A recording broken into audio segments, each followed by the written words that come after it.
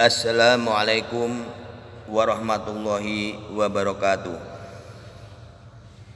Innal hamdalillah nahmaduhu wa nasta'inuhu wa nastaghfiruh wa na'udzu billahi min syururi anfusina wa min sayyiati a'malina. May yahdihillahu fala mudhillalah wa may yudlilhu fala hadiyalah. Asyhadu an la ilaha illallah wahdahu la syarikalah wa asyhadu anna Muhammadan abduhu wa rasuluh. Allahumma sholli wa sallim wa barik ala Muhammadin wa ala alihi wa ashabihi wa man tabi'ahu bi ihsanin ila yaumiddin. Ya ayyuhalladzina amanu taqullaha haqqa tuqatih wa la tamutunna illa wa antum muslimun. Ya ayyuhan nasu taqu rabbakumul ladzi khalaqakum min nafsin wahidah wa khalaqa minha zawjaha wa batha minhuma rijalan katsiran wa nisaa wa taqullaha alladzi tasaaluna bihi wal arham innallaha kana 'alaikum raqiba. Ya ayyuhalladzina amanu taqullaha wa qulu qawlan sadida yuslih lakum a'malakum wa yaghfir lakum dzunubakum wa may yuti'illahi wa rasulahu faqad faza fawzan 'aziman. Fa inna asdaqal hadisi kitabullah wa khairul huda huda Muhammadin sallallahu alaihi wasallam wa syarrul umur muhdatsatuha wa kullu muhdatsatin bid'ah wa kullu bid'atin dhalalah wa kullu dhalalatin finnar. Hadirin hadirat jamaah rahimakumullah, pada kesempatan ini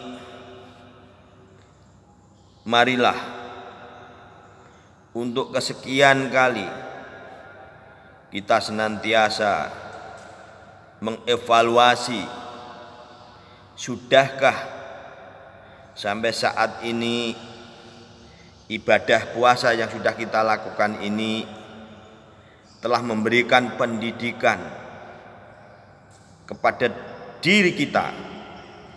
Apa kita sudah ada perubahan tentang keimanan, ketakwaan kita kepada Allah, perubahan akhlak, tingkah laku, sehingga di bulan Ramadan yang mana kita dilatih untuk menahan, bukan hanya menahan untuk tidak makan dan tidak minum, tapi hakikatnya kita dilatih untuk menahan segala keinginan, segala hawa nafsu, gejolak jiwa, dan semua perbuatan-perbuatan dari yang bisa menimbulkan dosa atau semua tindakan maksiat dan lain sebagainya. Karena kita telah diberi pelajaran, yaitu selama ini kita supaya mengendalikan segala keinginan-keinginan dari hal-hal yang bisa menimbulkan dosa. Kita harus selalu bertafakur.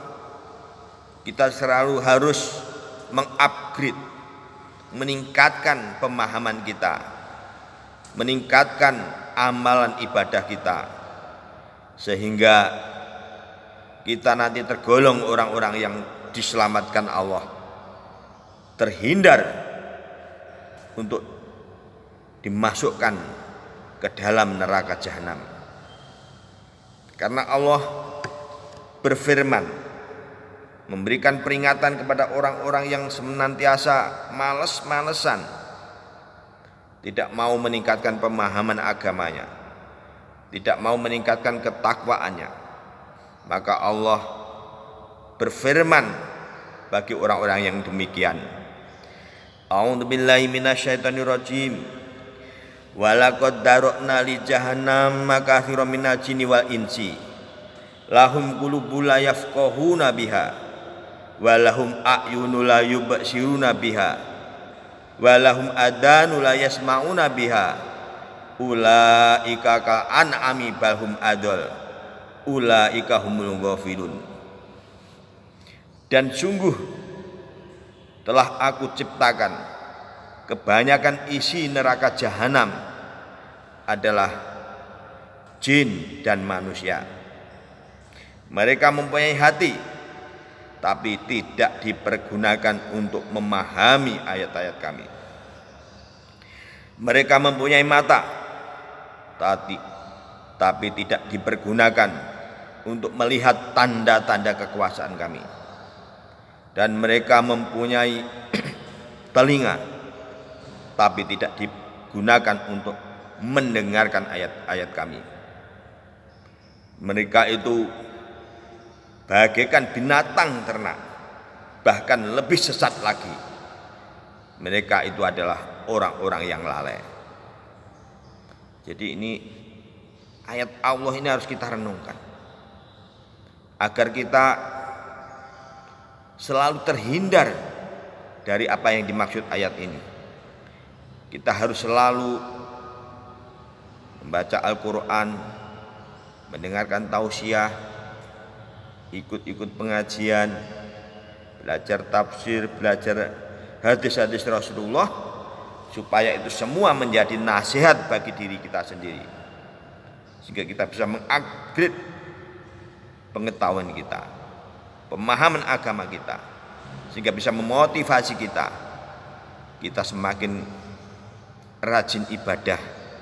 Apalagi kesempatan yang baik di bulan Ramadan ini, kita harus memperbanyak baca Al-Quran, banyak misalkan sholat sunnah, banyak berbuat baik, mungkin sedekah, menolong saudaranya dan lain sebagainya, sehingga kita bukan termasuk yang dimaksud ayat tersebut, yaitu penghuni neraka jahanam. Di samping itu Rasulullah juga mengingatkan ketika beliau ditanya oleh para sahabat, itu dalam suatu hadis yang diriwayatkan oleh Abu Hurairah, an Abi Hurairah radhiyallahu anhu qala Rasulullah sallallahu alaihi wasallam an aktsari ma yudkhilun nas al jannah faqala taqwallahu wa husnul khuluq wa su'ila an aktsari ma yudkhilun nas annar faqala al famu wal farad. Dari Abu Hurairah radhiyallahu anhu qala, ketika Rasulullah ditanya, ya Rasulullah, apakah yang paling banyak memasukkan manusia ke dalam surga? Kata Rasulullah, faqala taqwallahu wa husnul khuluq, yaitu takwa kepada Allah dan akhlak yang mulia. Jadi ini takwa ini tujuan hidup pertama yang harus kita perjuangkan sebagai hamba Allah, sebagai umat Nabi Muhammad, sebagai orang yang beriman di dalam Islam. Segala aktivitas harus kita niatkan agar bernilai ibadah kepada Allah. Karena apa? Dari hadis Rasulullah ini jelas bahwa takwa ini paling banyak atau sebab utama menyebabkan manusia masuk ke dalam jannah, ke dalam surga. Dan orang yang bertakwa ini hatinya bersih, pikirannya bersih. Sehingga kalau hatinya bersih, pikirannya bersih, itu akan tercermin dalam perbuatan sehari-hari, tercermin dalam akhlaknya, dalam pergaulan sehari-hari. Sehingga apa? Orang yang benar takwanya pasti akhlaknya, kelakuannya, perbuatannya baik, tidak menyakiti orang lain, tidak mendolimi orang lain, tidak memfitnah orang lain, tidak mengadu domba orang lain.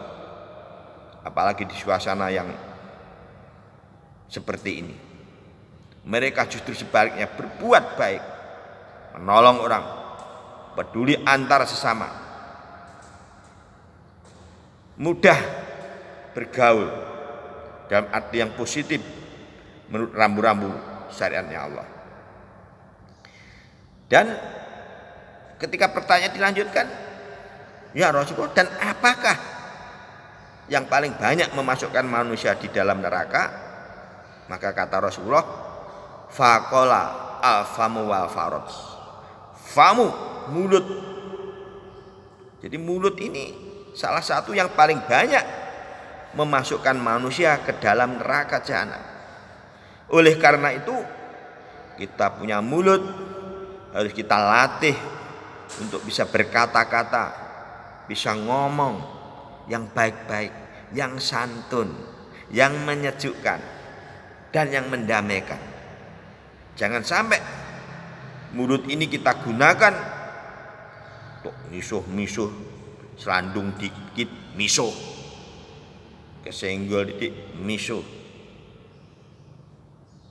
dan dikit-dikit memfitnah, gibah, ngerasani, jelek-jelekan orang lain. Awor A jelek-jelekan B, awor B jelek-jelekan A. Ini orang munafik. Dan orang munafik itu di neraka yang paling bawah akan disiksa dengan siksaan yang pedih. Basyiril munafikina bi anna lahum adzaban aliman. Kabarkanlah kepada orang-orang yang munafik bahwa mereka akan mendapatkan siksaan yang pedih. Jadi mulut ini kalau nggak bisa ngomong yang baik-baik, lebih baik diam, beristighfar, bertasbih, bertahmid, baca Al-Quran, selalu ngaji, mengingat-ingat hafalannya, baik sambil duduk, sambil berdiri, maupun sambil berbaring. Mulut kita basah untuk berzikir kepada Allah. Dan sebaik-baik zikir adalah membaca Al-Quran, memahami maknanya, dan mengamalkan isi anjuran di dalam Al-Quran. Karena Al-Quran adalah firman-Nya Allah. Jadi kalau Allah sudah berkata-kata di dalam Al-Quran, berfirman, itu pasti benar. Jadi kita tidak banyak mikir lagi, membantah, cari alasan-alasan. Kalau itu sudah dari Al-Quran, maka sikap kita hanya satu, sami'na wa ata'na. Aku dengar, aku taat. Ini. Dan yang kedua, anggota tubuh kita yang paling banyak memasukkan neraka. Yang pertama itu al-famu wa faraj, farji, kemaluan. Jadi kemaluan ini harus kita jaga, jangan asal menggunakan.